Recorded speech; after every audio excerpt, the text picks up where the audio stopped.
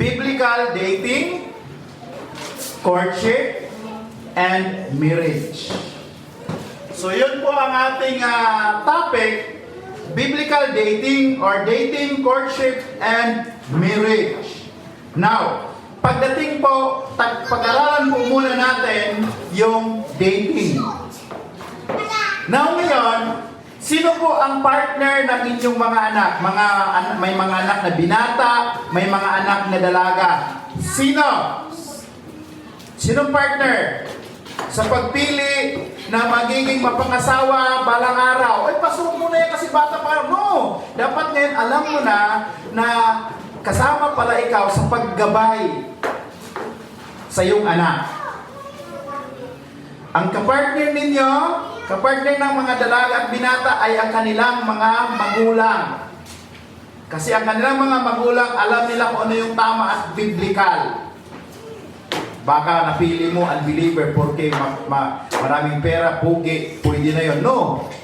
Bagsak po yun ha. Una, seek God first. Kapag doon pa lang sa standard, ay hindi si anak ng Diyos, ikaw magulang, ay anak, wag yan. Kasi hindi yan manampalataya. Okay? Doon ha. Maganda magkaintindihan tayo doon. Tapos, ang mga magulang, siya po yung magbibigay po ng paalala. At ang partner po nito is ang simbahan, ang church. Okay, dating.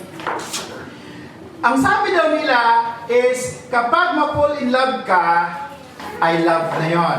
So yun ang ating pag-aralan po ngayon. Aba, sa word muna tayo sa dating, falling in love. So ito yung mga myths na dapat maging aware po tayo. At dapat ubaran po natin at i-discredit po natin yung falling in love. Ano po yung falling in love? Kasi ng kadalasan na sinasabi ng mga dalaga at binata ay na-fall in love na at ako sa kanya. Ay na-love at first sight na at ako sa kanya. Tama po ba yon? Biblical po ba yon? Love po ba yon? At yun ang ating talakayin po ngayon. Una, myth number 1. Falling in love conquers all. Mama mo ay ayaw ko. Sundin natin ang mga magulang mo. Yan ang dapat. Dahil ba sa fall in love mo, kahit alam mo niloloko ka na ng parapan, ay okay lang, mali yun. Ngayon pa lang, di pa kayo mag-asawa, ginagawa nilang ganyan. Nagpipling-pling siya sa iba, tapos okay lang sa'yo, mali yun. Anong katotohanan? Our eyes will often wonder and wonder. It is only when we focus on the gift that God has given us, we'll be loyal and faithful. Only God can sense our hearts. Only God na maging loyal po tayo. Kaya nga sabi ko, kung gusto mong pumili ng kalooban ng Panginoon, unahin mo ang Panginoon at higit sa lahat, kailangan anak ng Diyos ang piliin mo. Kasi kapag loyal yan sa Panginoon, absolutely loyal din yan sa iyo. Sabi nga nila, minsan po yung fall in love is forever, sabi nga niya, baka kapag kami ay ikinasal na, magbabago na yan. Di ba, yun ang sabi nila, Pastor, baka kapag ikinasal na kami, magbabago na yan. No! Kung saan simula pala, nakita mo na ganun ang character, stop that! Ang isa, lalo na sa mga nanay na may mga dalaga, ang isang papayag po talaga, tingnan mo muna yung lalaki na masunurin sa kanyang magulang. Number 1 yun, obedient sa magulang. At higit sa lahat, ako po, proud ako niyan. Lahat ng mga mamas ko, mapagmahal yan ng asawa. Di ba? Ako, ganun ako kay mama ako Kaya hindi pinagsisiya ng asawa ko at ako pinili niya kasi mapagmahal ako. Diba? At hindi naman kami na fall in love sa bawat isa. Kasi ang Panginoon nagturo sa amin paano namin ibigin ang bawat isa. Dapat ganun.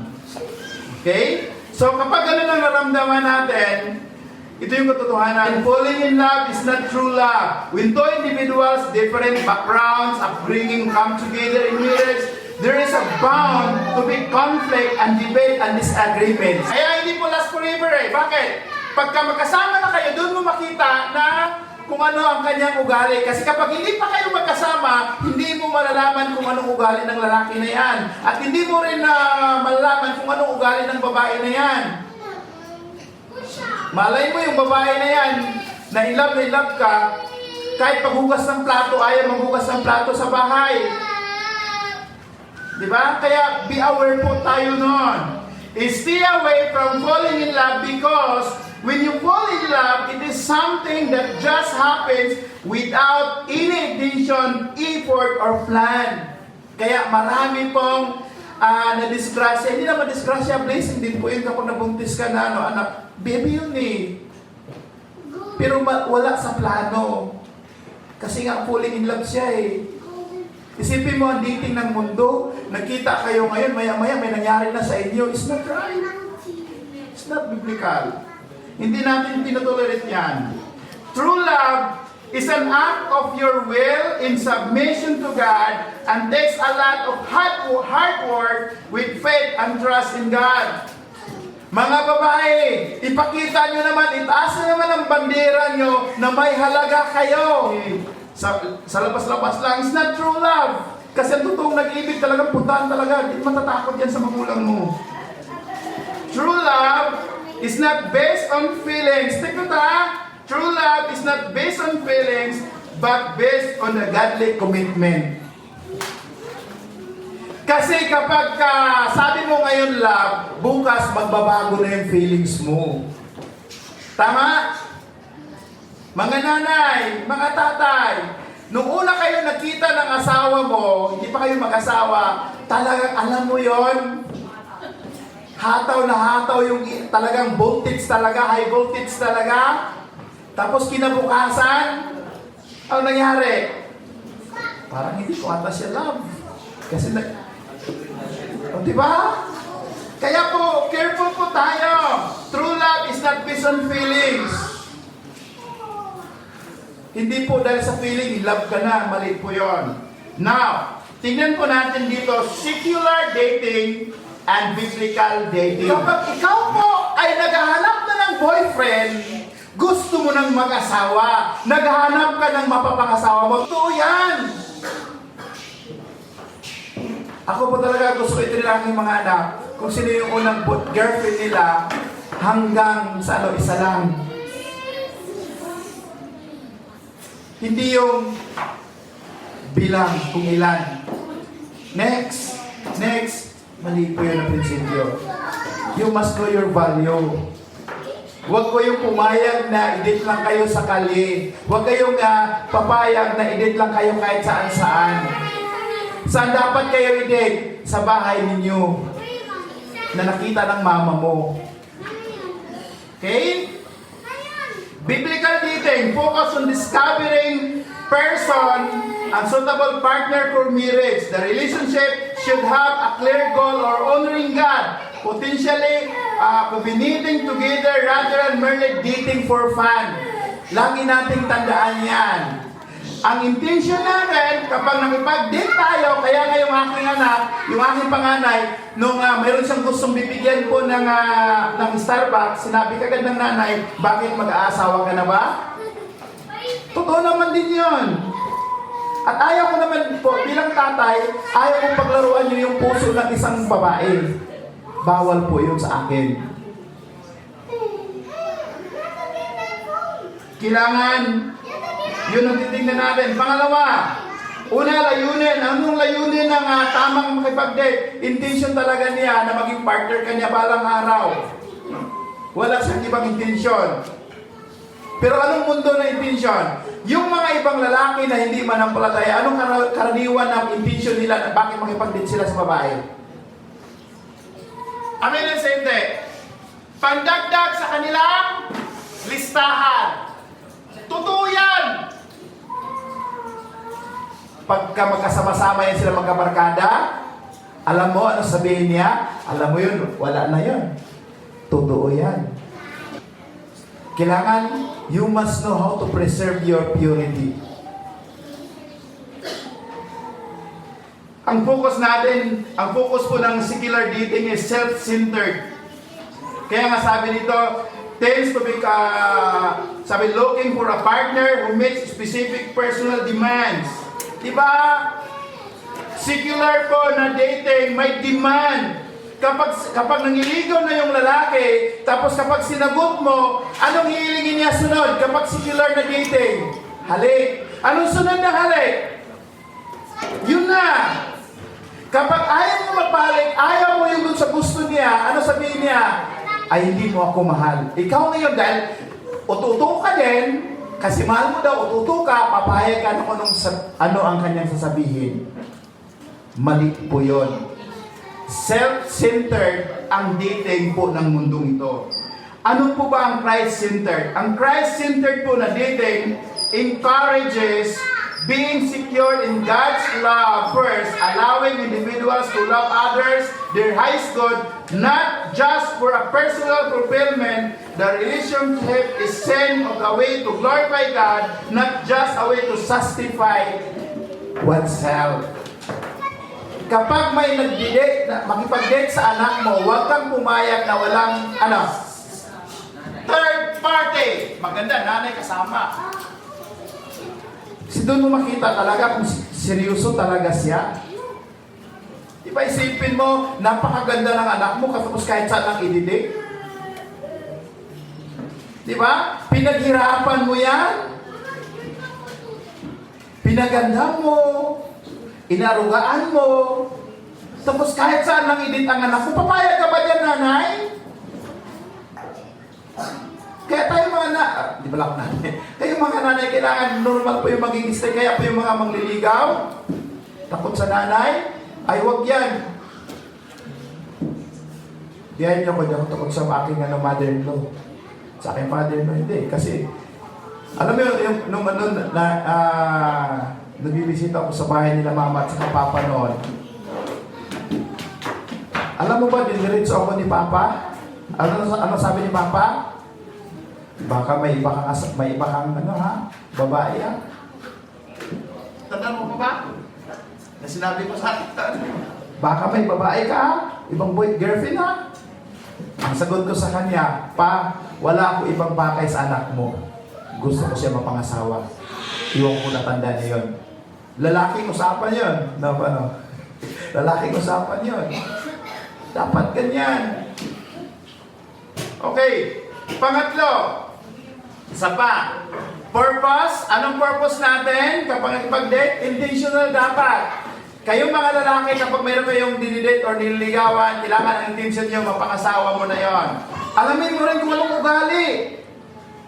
Baka malaman mo pala ay grabe sigaw. Hugasan mo nga itong plato tapos ayaw mo utusan. Ako, babae, ayaw mo utusan. Hirap yun. Tapos nagluto ng itlog. Nasunog pa. Di ba? Yun. Okay. And then, purpose, kailangan intention niya ay talagang talagang seryosuhan na. Pangalawa, ang focus niya is to glorify God. Kaya ako niligawan ang babae nito is para mag-glorify ko ang Panginoon. So gamitin ko yung buhay ko para mag-glorify ang Panginoon. Pangatlo, purity. Pagdating po sa secular na dating, no limits. You can do what can do. Ganun po ang secular. Kaya minsan alam mo kapag nakinig ka sa FM, yung mga may pinadala na letter, minsan natatawa ako, sabi, grabe naman yung babae na yun. Una nilang kilala. Hindi pa nga, nagpapanilig pa kayong lalaki, pumayag na. Normal lang daw yun ngayon. Mali yun. Know your value. Kailangan, kapag makipag-date, kailangan may boundary. Ang pagligawan ng mga manampalataya actually, kahit no touch, no akbay. Ganun po ang mga manampalataya. At kailangan mayroong laging third party para maiwasan yung mga bagay na hindi dapat gawin.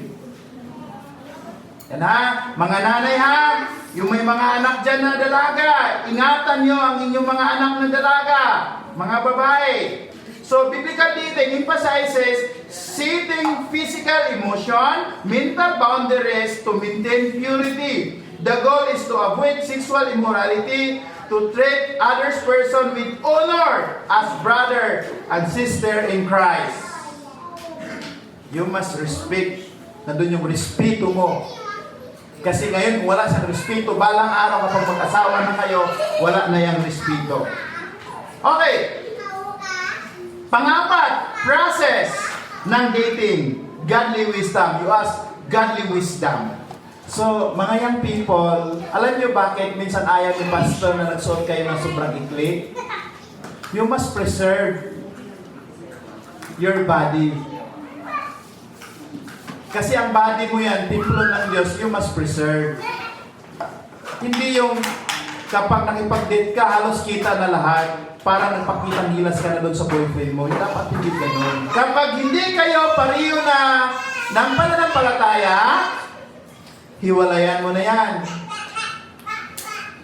Kasi balang araw, magkaaway kayo niyan.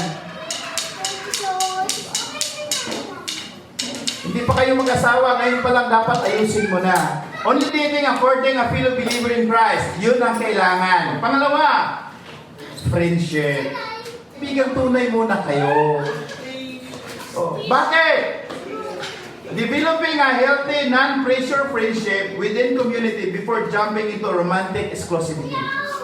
Kaya, importante po yun na develop natin yung friendship. Kasi po, ang ganda na, may maraming po mga kwento na nangyari yan sa church na simula po sila sa kaibigan hanggang na-develop sila sa bawat isa. Kilala nila ang bawat isa. Even hanggang mga magulang, walang kukontra. Bakit? Nakita na ng parent na ganitong karakter na kaya mahalaga po yon. Okay? Pangatlo, guard your heart. Kapag may nililigawan kayong babae, be sure na sabihin mo lang I love you yung babae, siya na talaga ang asawahin mo. Kasi ang word na I love you, biblical po yan. Diba? When you say I love you to that woman, siya na talaga ang gusto mong asawahin. At imaginein mo na lang, pag-isip ko, ano kaya yung mukha nito? Kaya dapat ganun.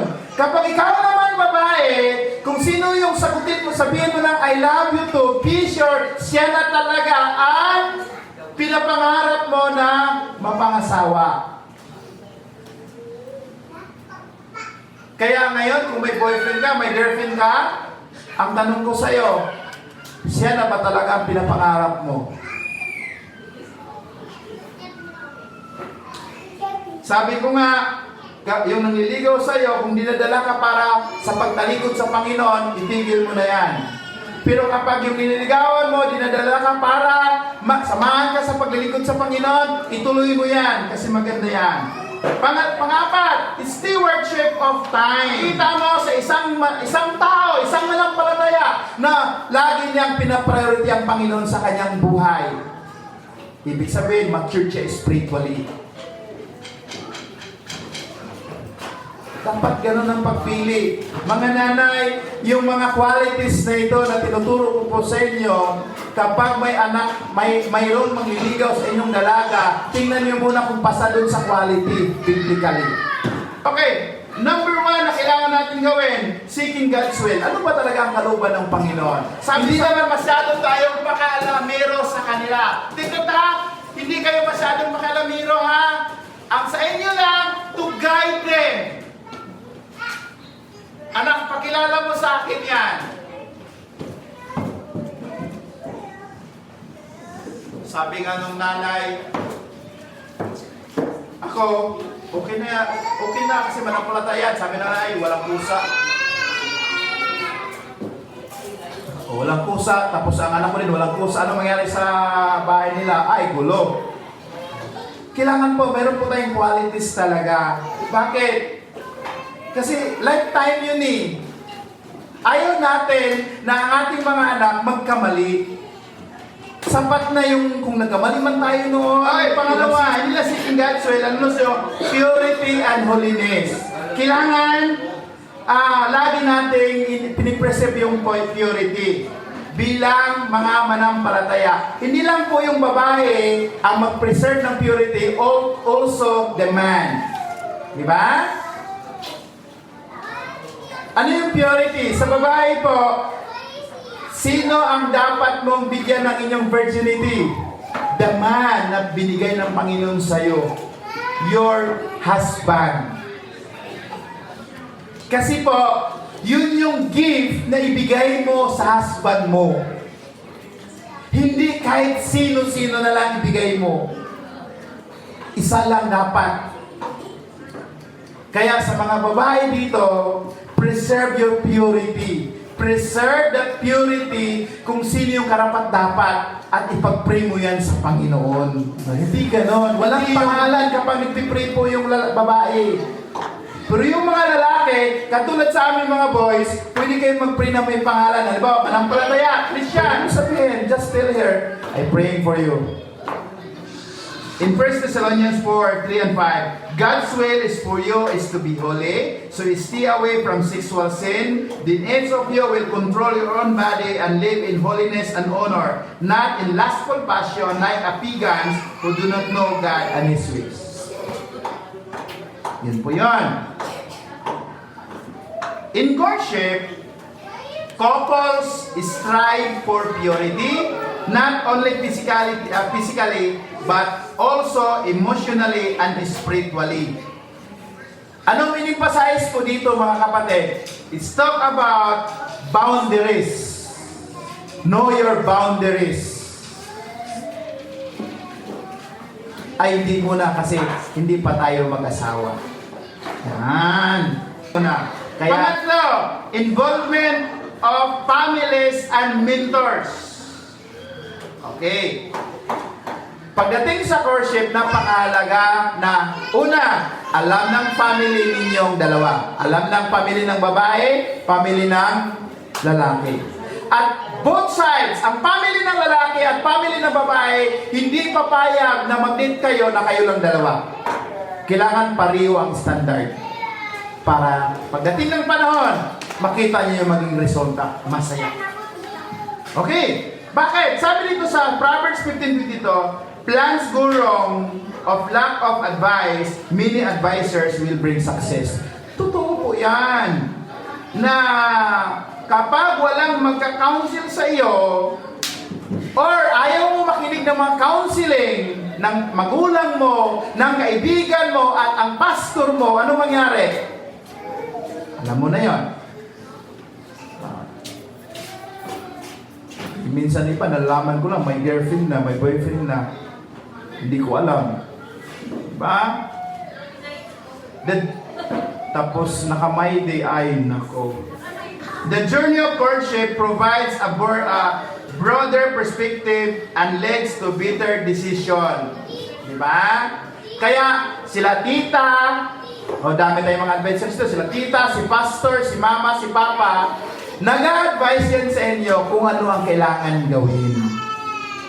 Kasi gusto ni pastor, gusto ni tita, gusto ni mama at ni papa na, alam nyo yon na pumapasok ang anak mo na ikakasal na, tapos sa pag-aaral, may maayos na trabaho at inakasal, nakita mo, Lord, thank you. Tapos alam mo yung lalaki na napangasawa ng anak mo, o pangasawa ng anak mo, ay manampalataya.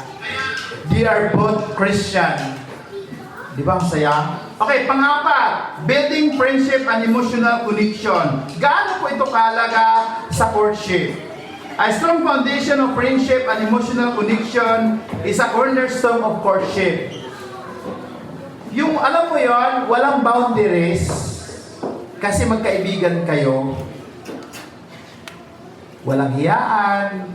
Kilala niyo ang bawat isa. Mahalaga po yun. Makita po natin, kaya nga sabi dito sa 1 Corinthians, ano daw ang pag-ibig? Pag-ibig ay mapapasensya, not jealous, not boastful, not proud. Ano pa? Wala nakikitang mali.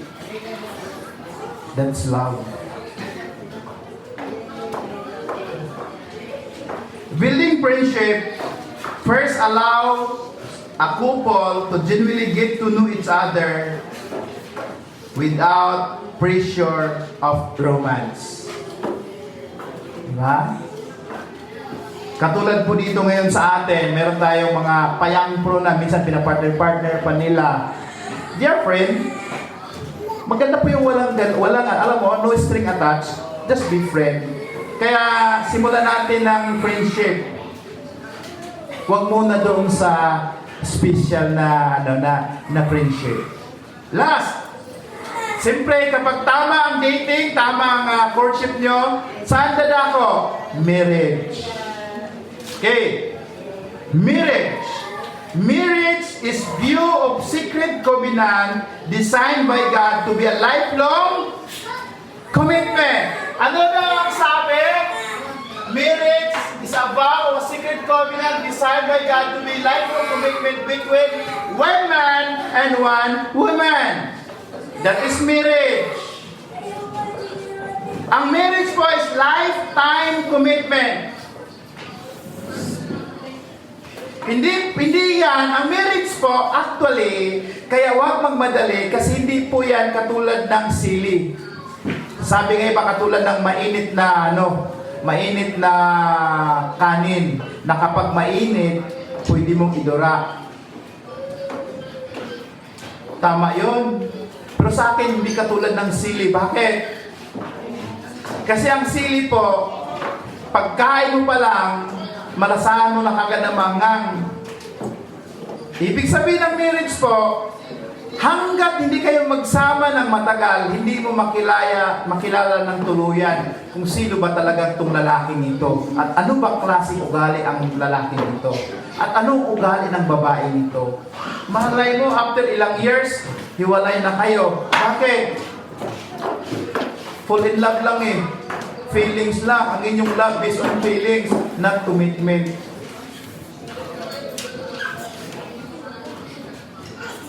So, dapat nakapokus po sa Panginoon. Kapatid, hindi po ang babae ang magsasabi sa kanyang kinakasama na, Han, pakasalan mo na ako kasi sinabihan kami ni Pastor. Sino dapat magsabi? Ang lalaki. Kapag ayaw ka ng pakasalan, mag-isip-isip ka na.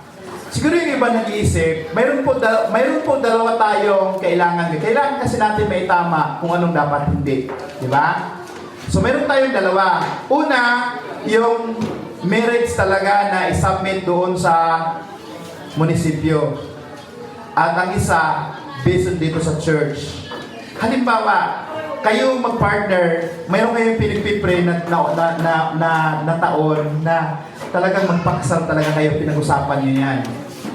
Pero medyo matagal pa. So ngayon, anong gagawin natin? Dito po papasok ang prinsipyo ng church. Ang tawag is blessing. Pupunta kayo dito sa church at dito sa harap at dito kayo i-bless bilang magkasama. Give honor to marriage and remain faithful to the another in marriage. God will surely judge people who are immoral and those who commit adultery. Ibig sabihin, ang pwede lang magsama talaga sa isang bubong, yung binibless at kinasal. Kung gusto niyo po na para nandun yung biblical talaga, kung hindi pa kayo handa yung solid yung marriage, ay dito muna tayo sa blessing. Para naman po sa mga mag-asawa at nagsasama na, ito yung pinaka-core values na gusto ko na mangyari dito sa church. EPPC teaches that healthy marriage is built on several spiritual practical foundation. Number 1 is ito yung tinatawag po natin na vertical perspective. Encourage the spouse to look to God first, not sa kanyang partner. Ibig sabihin, ako, hindi ko titingnan yung pagkukulang ng asawa ko. Kundi, doon ako sa Panginoon. Asawa. Pangalawa, servant leadership. Anong ibig sabihin ng servant leadership? Husband are called to be leader and lover of the home. Ibig sabihin, tayong mga husband, hindi po tayo, alam mo yung nag-create ng gulo, tayo po ay lover sa tahanan dapat. Maramdaman dapat ng ating asawa at ating mga anak yung love. Pangatlo, voluntary submission. Para naman po sa wife. Ano sabi nito? Wife are encouraged to honor their husband's leadership in reflection in Christ.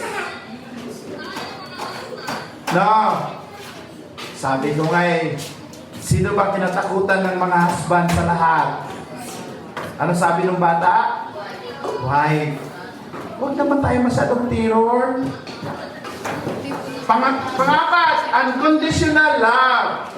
Love is defined and costly, proactive choice to seek and highest God to an imperfect husband, to an imperfect wife. Sino dito ang perfect na husband? Meron ba? Kanila po, alam namin na nagkakamali kami. O sa mga wife, alam mo, minsan wife, sila na perfect talaga eh. Kaya minsan tahimik na lang si husband. Dapat hindi ganun ha? Kasi mali. Okay, forces is strong marriage. Lahat naman po tayo nangangarap ng strong na marriage. Pangalawa, una, pasihan natin ha, bilisan ko lang to. Christ. Sa family po, dapat meron tayong rectangle. Husband, wife, Christ. Dapat ang pinakasentro saan? Sa marriage life, God. Kapag may pagkukulang sa bawat isa, saan dapat titingin? God. Kapag nagkukulang si husband, God. Kapag nagkukulang si wife, God. Dapat ganun ang gagawin ng mga mag-asawa para hahaba pa ang pagsasama. Amen? Okay, pangalawa, commitment. Kapag, tawag niya, kapag nagkukulang, naisip mo na may pagkukulang ang asawa mo, think to the word. Kapag naisip mo na may pagkukulang ang asawa mo, remember your commitment to the Lord. Kasi minsan ang sinasabi ng mga asawa, kaya sila nag-aaway or nagkahiwalay, siya kasi pastor eh. Siya. Dapat ba ganon? Hindi dapat ganon. Every time na nakita mo na para natang ibang espiritu na sinasaniban na yung asawa ko, look at to God and remember your commitment. Inasawa mo yan eh. Di ba? Kaya nga sabi ko, bago mo asawain, alamin mo muna ugali eh.